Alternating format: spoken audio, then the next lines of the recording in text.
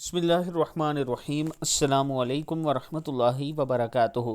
ماہ شعبان میں یہ آیت لکھ کر اپنے پاس رکھیں۔ اس کا یہ فائدہ ہوگا کہ آپ جہاں بھی جائیں گے عزت ملے گی، دشمن سے بچے رہیں گے، اور اس آیت کو دیکھ کر بار بار پڑھتے رہیں۔ اس سے آپ کو بہت زیادہ فائدہ ہوگا، انشاءاللہ ہر موڑ پر کامیابی ہوگی۔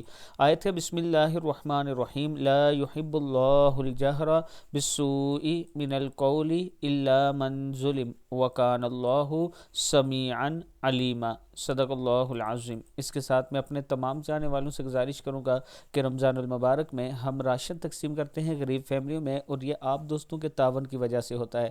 اس بار ہم رمضان سے پہلے ہی کرنا چاہتے ہیں، اس لیے کہ مہنگائی کافی زیادہ ہے اور بہت سے لوگ اس ٹائم ضرورت مند ہیں۔ میں اپنے تمام جانے والوں سے گزارش کروں گا کہ یہ میرا واٹس ایپ نمبر ہے، آپ مزید ڈیٹیل مجھ سے لے سکتے ہیں، اور ضرور تعاون کریں۔ صدقات، خیرات، زکوٰۃ آپ لوگ ضرور تعاون کریں اس کا۔ انشاءاللہ یہ میرا آپ سے وعدہ ہے کہ وہ حقداروں تک پہنچتا ہے، اور ان لوگوں تک ہم پہنچاتے ہیں جہاں کوئی جا کر نہیں تقسیم کرتا۔